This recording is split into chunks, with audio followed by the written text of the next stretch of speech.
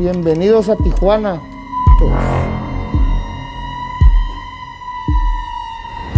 Dozens of stores, cars, buses, trucks set on fire. Chaos erupting among the public. They take off the people from the bus and they throw the gas in the bus and burning. I feel unsafe too, yeah.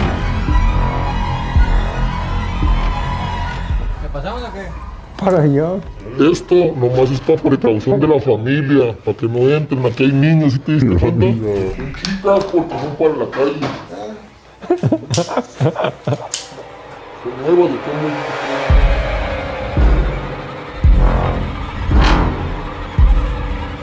How many people around here have a gun on them? Are you more afraid of the police and the government or cartels? No. The police and the government. He passed a street fight. He got beaten. He got beat to death. ¿Qué pasa, mis amigos? Today, we venture into treacherous territory as we cross the border from San Diego into Mexico's infamous city of Tijuana. Affectionately known as TJ, 50 million people cross the border into Tijuana every year, making it one of the most visited cities in the world. This city has the reputation of being the place where the party goes down, where nightclubs, brothels, and bars bustle into the wee hours of the morning. But TJ also has notoriety for being one of Mexico's murder capitals. With nearly 1,900 murders occurring in 2023, Tijuana has more homicides than New Orleans, St. Louis, Detroit, Chicago, and New York combined. Que peligroso. Tijuana is scary for a few reasons. First, you have two of Mexico's most powerful cartels, Jalisco New Generation and Sinaloa, fiercely competing for territory to control the city's drug and human trafficking markets. And these cartels will not hesitate to kill police or government officials that get in their way. More than 100 people are dead or missing in Mexico's western Sinaloa state since rival factions of the Sinaloa cartel began clashing earlier this month. Also in Tijuana, you have a police force that is known to be dirty. Many of these cops are on the payrolls of cartels and will gladly kick your ass and take your money if they feel like it. Today, we venture into Zona Norte, one of TJ's most sketchy neighborhoods, where we meet with a local drug lord. Guiding us on our journey will be a couple men that previously did freelance work for the cartels. Fernando, aka El Bordo, a former smuggler, will take us across, and his friend, Cedar, who just got out of prison after serving a 13-year sentence for kidnapping, will be our taxi driver taking us around the city. Let's get moving. This underworld drop is the best and highest quality drop we've ever done. Everything is cut and sew, custom, French terry cloth, very high quality. This ain't no cheap bullshit that's on the market right now. From the tags to the puff print to the other designs we got, everything is top of the line. Get yours at TommyGMiggy.com. Mi gente, vamos a Tijuana.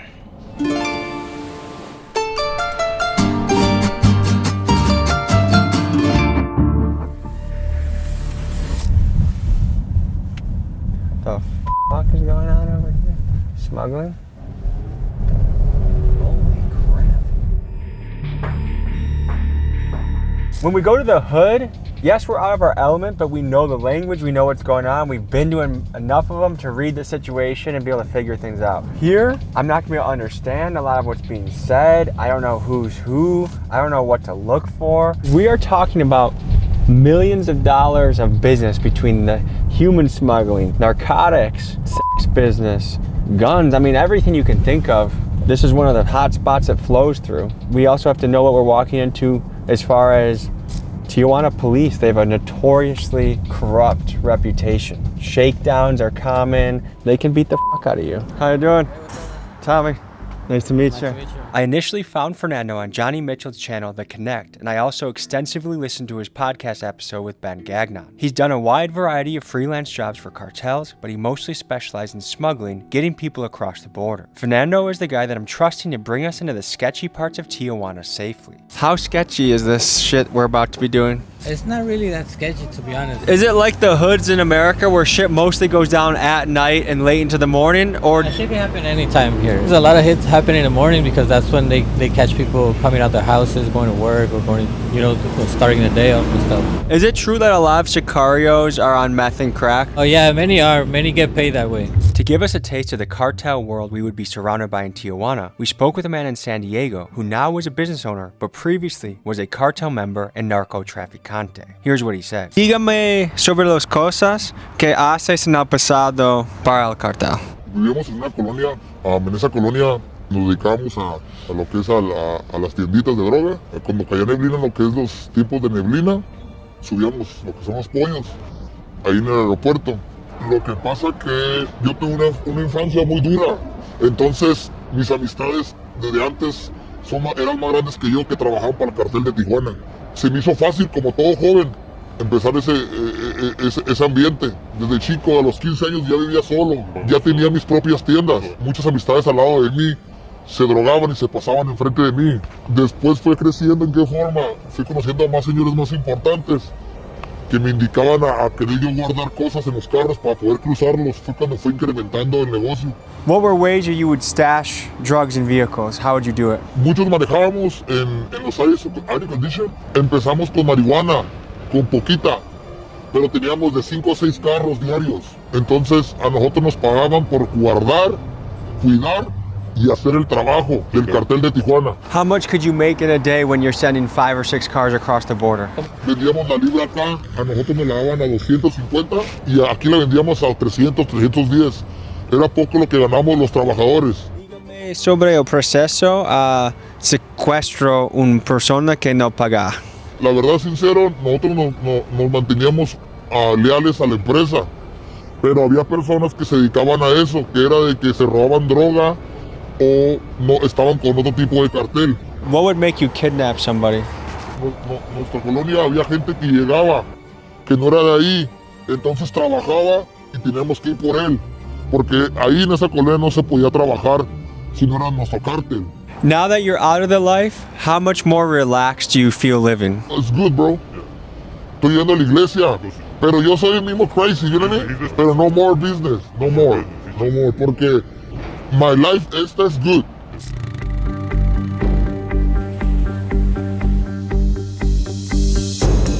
All right, guys, we're gonna keep the cameras low until we make it to the other side. But how long does it take to cross usually? 10 minutes, probably, something like that. See you guys in a few.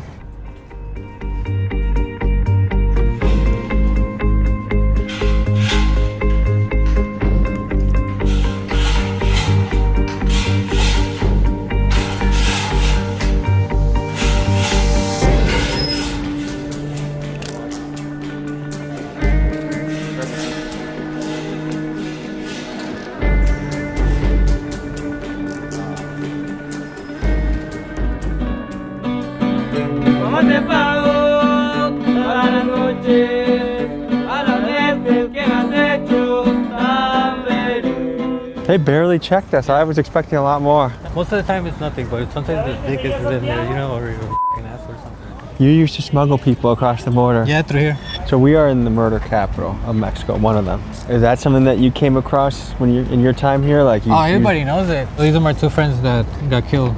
They were twins, so they got killed the same day. But they're my childhood friends. What did they get killed for? The business. Aquí, güey.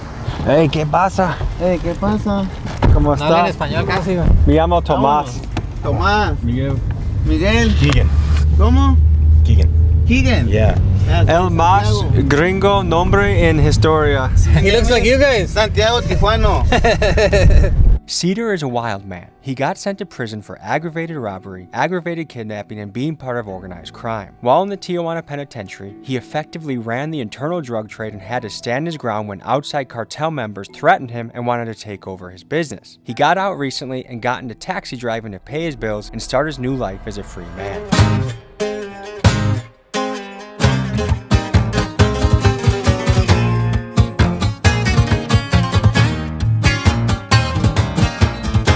Dígame sobre tú.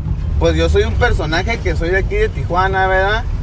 Y yo acabo de estar en prisión, de hecho, 13 años, acabo de salir y pues aquí estoy. What did you get locked up for? Secuestro agravado, robo con violencia y asociación delictuosa. But really, he used to cross people over. Cops out here, they blame him for some other stuff. How was your time in prison? What did you do? And I heard you were the boss. No, pues en sus momentos hubo ratos malos y ratos buenos. Pues tú sabes que con dinero baila el perro, así donde estés. Escucho que tenía un PlayStation en el cárcel. Así es, PlayStation 4. No tablet, laptops, PSPs, licor, plumas de wax, celulares, todo ese tipo de movimiento que ocupa uno para estar a gusto como si estuviera en su casa. Mira, esos vayan los pepos. Esos son los que te quitan el dinero aunque seas inocente. I heard the police in Tijuana have a target on their back. Like they have a very dangerous job. They haven't been like that in a while. There was a time when they were going at them because some of them weren't taking money, but then lately they've been shooting some of them because they're stealing drugs. They're stealing, yeah, De aquí agarramos para allá, mira. ¿Ya nos pararon nada? No sé.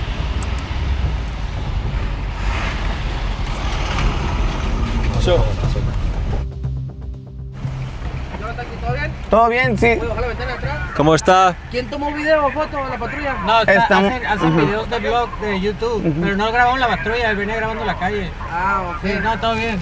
No, hacen videos de viaje. Sí, con cámaras y todo. Dale pues, hijo. Vale, gracias. Ahorita ya nos van a reportar el que andamos aquí grabando, sí. Thanks to them. No hay problema. That's good or bad? That'd be both. So you think they're on the walkie-talkie? That's exactly what they're doing. What group is the most corrupt and what group is the most safe as far as law enforcement in the area? The guys that asked us what we're doing, they're the city cops, you could say, local cops. They might be a little bit like confrontive, but you saw how I handled it, so they're no, you're local, alright, whatever.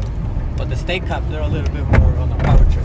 So how bad really is the police corruption in Tijuana? Well, evidently it's so bad that even the cartels get angry about it. I saw a news story that a drug lord went on a killing spree to punish the police who stole some of his drug shipments. And for the regular tourists like us, there are entire Reddit threads dedicated to discussing what to do when the police shake you down for money. And even our guide, Fernando, was once kidnapped and tortured by Tijuana police. The city's current public safety secretary is a former police chief who was accused by over 36 of his own officers for torture. Now, to be fair, being a cop in Tijuana is an extremely dangerous job, and it's been said that the cartels aim to kill at least one officer a day, making this a job where you always have a target on your back. So keep in mind, this is the climate of policing we were up against as we travel Tijuana's treacherous streets.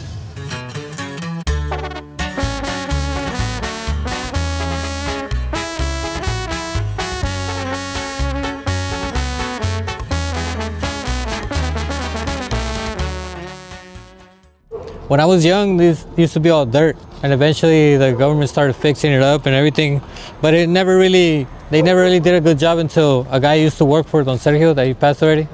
He used to cross people over, and he's the one that fixed it how it is now.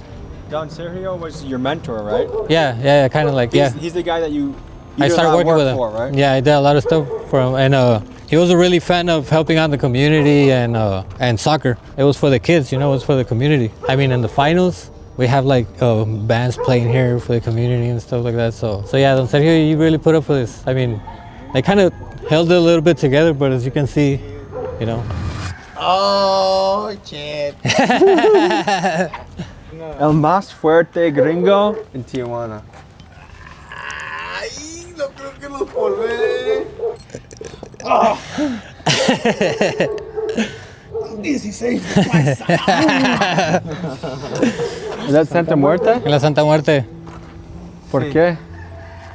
Es un regalo. Cuando tú pides algo y le prometes algo como, te salen bien las cosas, voy a ponerme otra imagen en mi cuerpo de regalo hacia ti. Y si no lo haces, puede que te vaya un poco mal, pues. Did she deliver for you? Sí, pues porque estoy aquí afuera. Yeah, because I'm here, I'm out, and I'm alive. Can you tell any of the stories behind your tattoos? Ella es mi sobrina. Tenía una hermana que me la mataron y ella se hizo, pues, mis ojos. Pues, es la cara de una muchacha con la que estuve. Su cuerpo y su cara, sí, nomás que ella también la mataron, pero trae aquí en representación de mi hermana y a un hijo que tenía yo de 1 año que falleció. That's a son he lost. Un ángel. That's like an angel there. How did they pass? Mi hermana me la mataron y mi hijo cuando estaba en prisión se ahogó. Is it common for women to be involved in the game? Pues sí, la mayoría, más ella no estaba enredada, ella nomás fue por algo así, no estoy muy enterado. He doesn't really know because he was locked up.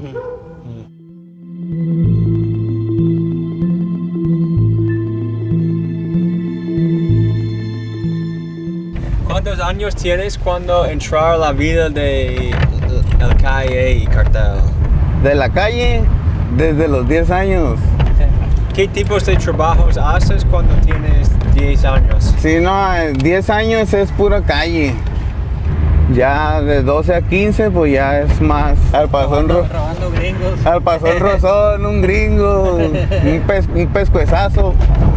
Para hacer una vida aquí, ¿qué es un bien salario cada mes? Yo lo que gano aquí más o menos en un día limpios, tiene que quedarme 1,500. Cuando me va bien, que es fin de semana, si sacas de 2,500 a 3,000. How many people around here have a gun on them? Right, one too many. But is it like the hood in America where everyone has a gun, or is it more so? It has to be more careful. No, let's right? say if we're from here and we're hanging out, we probably have the gun hidden right there. You know, and you never want it on you, though. yeah, because if government pulls up, yeah, we need to fucking run and not get caught with anything. This was for a friend, a very loved friend from here called Peck. His name was Alejandro. He passed a street fight. He got beaten. He got beat to death.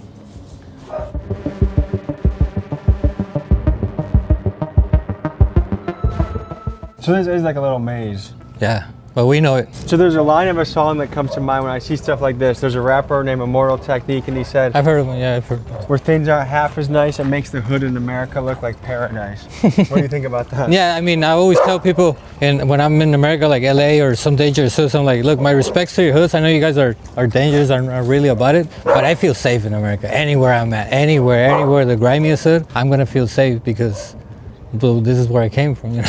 So it's different. Wait, as someone that has lived in both worlds, what can you tell Americans that feel like America's not shit?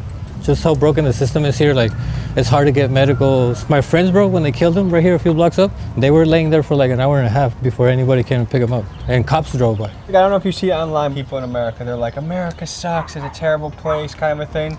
Dude, part of you want to just say, shut the f up. Yeah, I think those people haven't traveled enough. Yeah, just to be grateful about, like, I mean, you could ask some of these people, like, you might see it as, oh, look how they're living, but they're happy as f.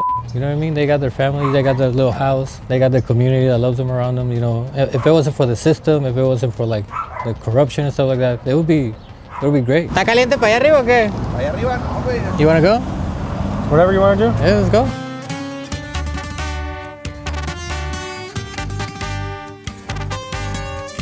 But my friends got killed over here on this block over here. I used to roam these streets by myself with a gun, just looking for the guys. It used to be hot as f. It used to be rough, but you could tell it's nice. You see, like, as kids, you have fun here, you know? Tijuana is one of the most dangerous cities in Mexico. And the world, I think. What do you think the path forward is to make Tijuana a safer place? If there was like a really, really good cop that was actually trying to do good and actually like make their corporations not be so grimy. You've been kidnapped by the police. Mm-hmm. Tell that story. Arrested me and they started going through my phone. They saw that I had, you know, messages and pictures and about people that is known right here and stuff like that. So they put me in the back of the patrol car, and I was laying down like on the bed of the bed, yeah. So and I had one hand tied up on the corner, and this other hand was tied up with my friend, and he was like this on the other corner, and we're just facing down. No, with the handcuffs, yeah. So we're rolling like this, and I'm thinking at first like, oh, we're probably going to the police station, but then I could see a little bit like off the bed of the truck, so I see we drove past the station, and we went to a neighborhood kind of like this one. But the other territory. But in another territory, yeah. So then I'm like, like stuff happens that they might think I'm with these guys and they're gonna turn me over to the enemies type thing just because of the messages I had. And I didn't have nothing on me, my friend didn't have nothing on me, so we were telling guys like, hey, just let us go, you know, we'll give you the money. We're gonna buy a computer. Well, my friend was gonna buy it, so he had like $300 with him, $1,500 with him. He's like, hey, I'll give you the money, just let us go. We have nothing on us, whatever. And the cops were like, nah, I saw your messages, I know you're onto something, but if you don't tell me who you guys are, I'm gonna bring somebody else here. And we're like, nah, we don't know what you're talking about. So he's like, all right, cool. And he tied us back up, and we waited there for like 30 minutes. Other cops came, the state cops, and they took us somewhere else, and we started getting beaten up. We had a fucking bag over our heads, you know, just who's this, and where do you have these guns, and all this stuff. And they have to ask the cartels if they know us. You know, they have to, because they don't want to fuck up with somebody that they shouldn't, you know. They sent our pictures to like group chats and stuff, and they thought they were gonna get like 20,000 for us or 30,000. They ended up leaving us I gave him my personal gun, which is worth like $1,000 out here in the street. My friend gave him $3,000. It's crazy. That's the part where I'm telling you where the system is broken. And if it was just bad guys, then you don't care. You know, I can roll around. I'm cool with them. It's these guys that tripping.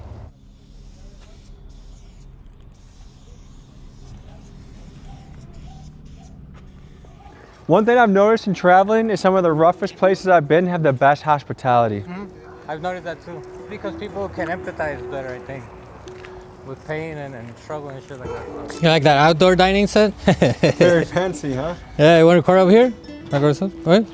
So what can you tell me about this place? This is what I was telling you about, like the homeless of other places. Usually they always find a place to live and stuff because they're either helping out and stuff or, but I mean, you could see.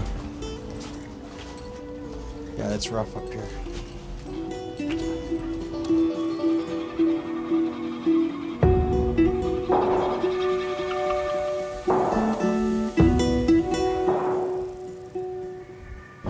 So, we're in a tough spot right now. We're in a really tough area.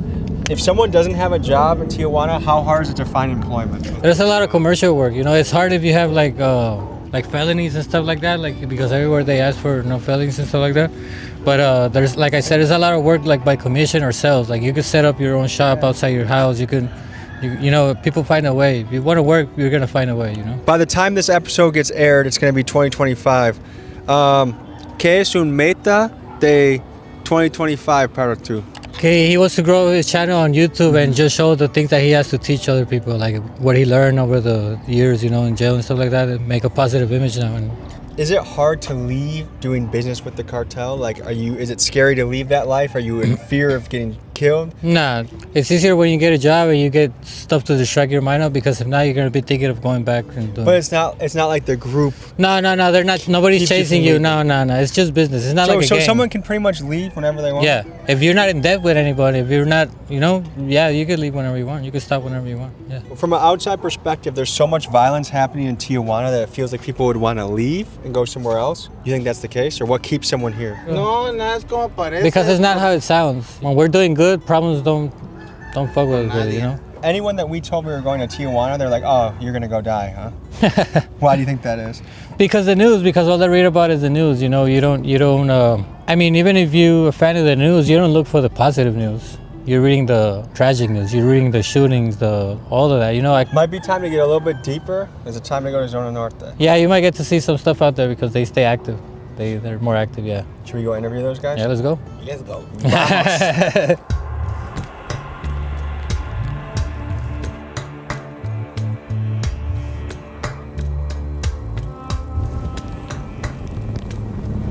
We head to the famous alley in Zona Norte that a local drug lord controls. This man, who we'll call El Patron, or the boss, must navigate a world in which cartels must be kept from taking his territory, and also he must be on high alert from police raids. Not even a couple months previous, the police raided his house and viciously beat everyone in the house, even his wife and daughters. But before we met El Patron, we walked the compound and met some of his lieutenants. De la zona norte de Puerto Rico, desde San Juan, Puerto Rico. Aquí estamos en Tijuana, Baja California, en la zona norte. What is this place known for? I mean, this place known because you can get anything here. You can get girls for money, you can get drugs, whatever kind of drug you want for money, you can get guns, you can get whatever you think about it, you can get it here. This is the spot. Yeah, this is the spot. Okay, we are invited to climb up some ladder into a trap house. Todo está abandonado? Yeah, todo está abandonado. ¿Fue nació aquí? Sí, sí. ¿Toda tu vida? Toda mi vida. ¿Qué tipo de negocio estás en? Aquí pura hierbita, padre. What kind of history can we learn about these guys? Well, that's the oldest cartel here. That's the original Tijuana cartel. So a lot of the old, like where we've been through, the old neighborhoods, there's still a lot of loyal people to them.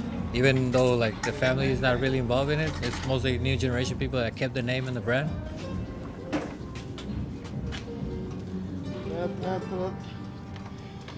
Saca el dinero, que se avienta la... Dale, jálate, limpio. Fácilmente, ¿eh? Sí. Esta madre era el castillo de los pollos. Everybody will hide here and before they cross. I don't know if you've seen, but the fence is like a block away. ¿Cómo Tijuana cambia de tiempo? Antes andábamos en la calle todos ahí, pues, y no había problema. Ya cualquiera anda mal, pues.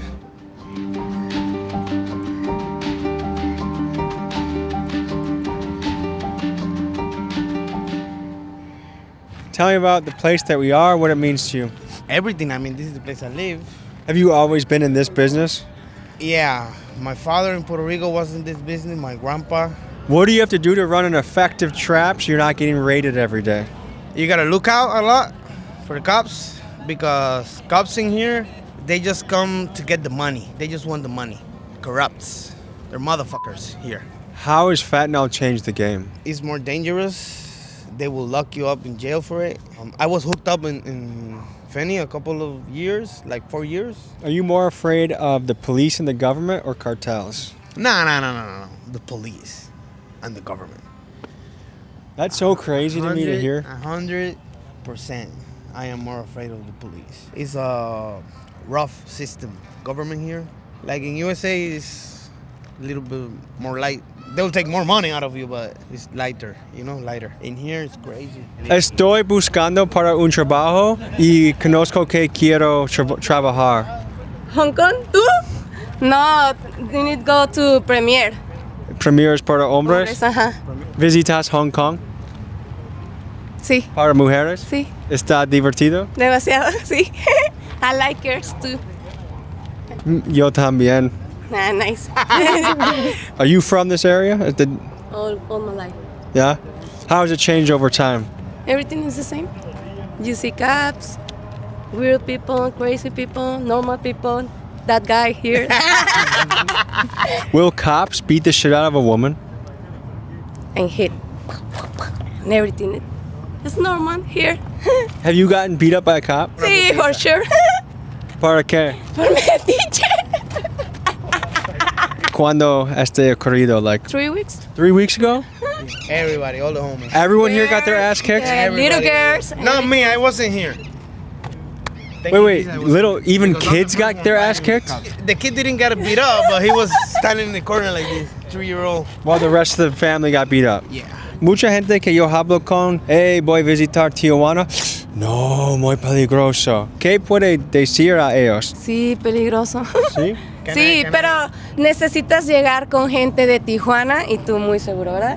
Tijuana is a hub for partying and sex tourism. But how did this come to be? Well, first, let's rewind time to the earliest 20th century and picture this. It's prohibition in the United States. No booze, no gambling, no fun. But just across the border, Tijuana. So this city quickly becomes a notorious party capital. And where we are today, in Zona Norte, it is more or less a red light district. Now, here's the thing. Prostitution in Tijuana isn't just a free-for-all. It's legal but with boundaries. And these are called zonas de tolerancia. And here are the rules. Sex workers must register with the city, get permits, and go through regular health checkups to keep things above board. And the brothels and clubs, they're regulated too, with rules about cleanliness, operating hours, and even how far they have to be from schools and daycares. And as of April 2024, there are 8,400 active sex workers in Zona Norte. And of course, this is a business that is fiercely guarded and controlled by the cartels that obtain a juicy revenue stream from it all. Apparently, one of the local kind of bosses of the area is here. And this is where things get oil. I'm trying not to get lulled into a false sense of security and remind myself I am in the murder capital of the world. The number one thing is the guy that can bring you into the place. And so without Fernando, there is no video today. If you want to get into some interesting shit, check out his podcast, link in the description. Click and comment Big Dog's Gotta Eat when you land on his page.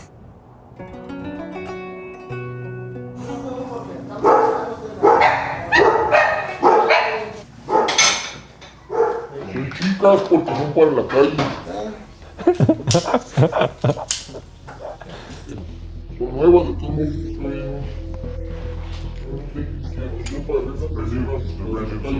de todos Las armas vienen de Estados Unidos. Todas.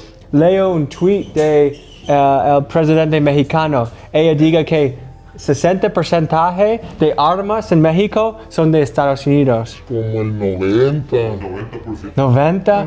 Sí. Estados Unidos es el más grande Traficante de armas en el mundo. Hay otra, México tiene sus armas bien aseguradas, está bien de Estados Unidos. ¿Cuánto cuesta para ese?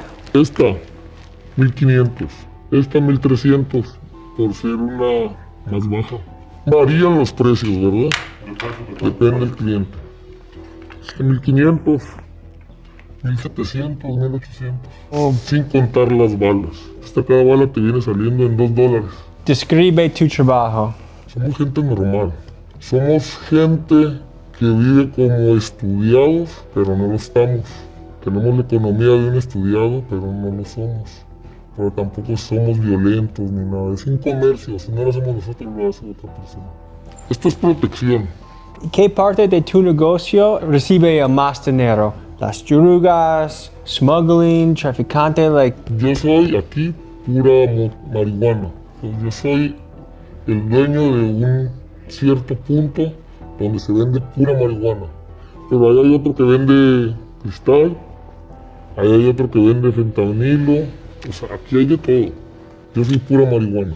Cada quien tiene su gremio. Es un comercio. Cada quien se respeta su trabajo.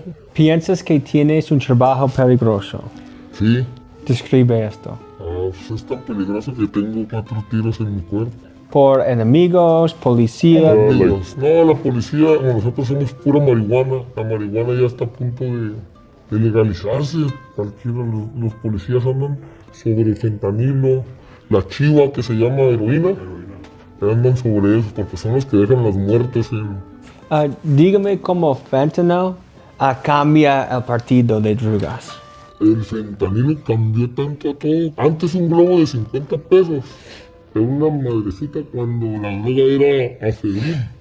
Ahora un globo de 50 pesos es un gramo casi de droga.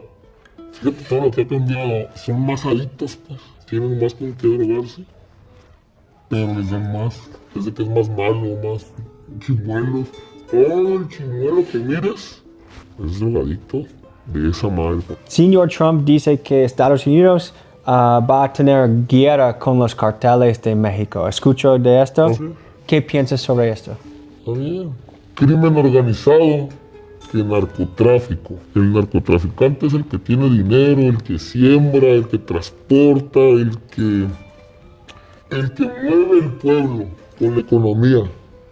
Y el crimen organizado es el que se juntan 6, 7, 8 culeros con armas y van y le dicen a la señora de la tiendita, usted ya me va a pagar tanto al mes.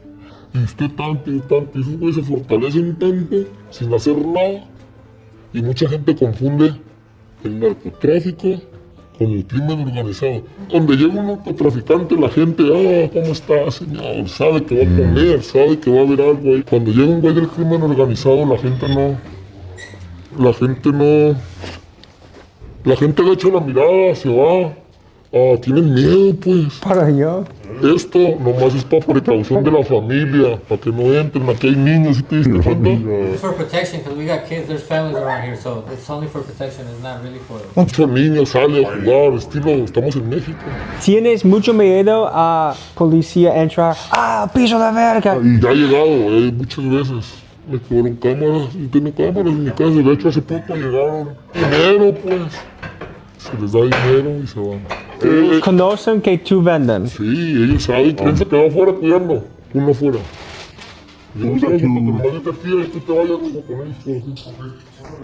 ¿Usa tu dinero y negocio a ayudar a la comunidad? Sí. Describe esto. Los días del niño, hacemos para 300, 500 niños, damos pastel, comida, los juntamos y les damos un regalo. De hecho, ahí tenemos juguetes para el 18 de diciembre, vamos a hacer una posada. The treasure for the kids in the neighborhood. Ábrelos, mijo.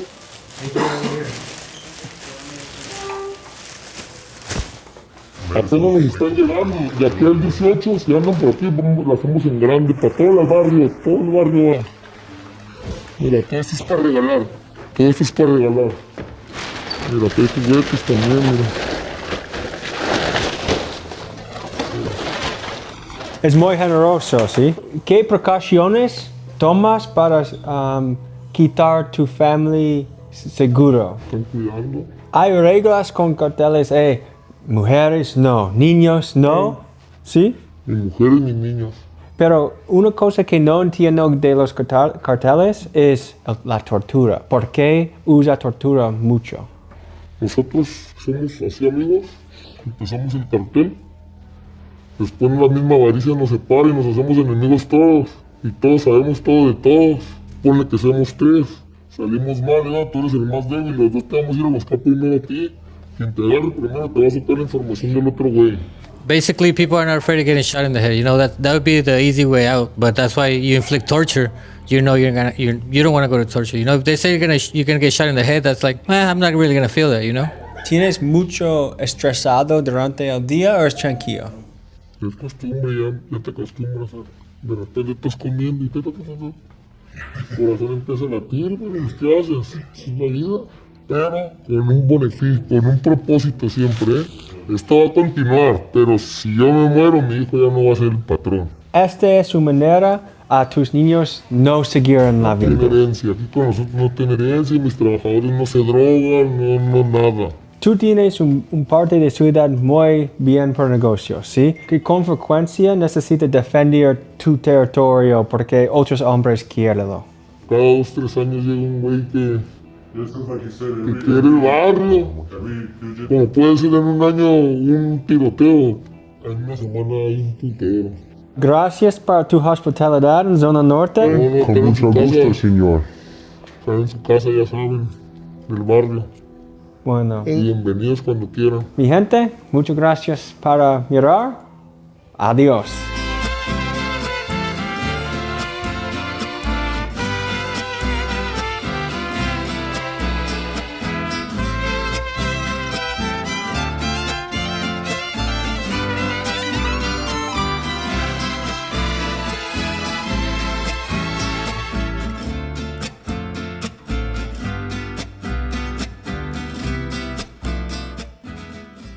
Folks, hope you enjoyed this episode.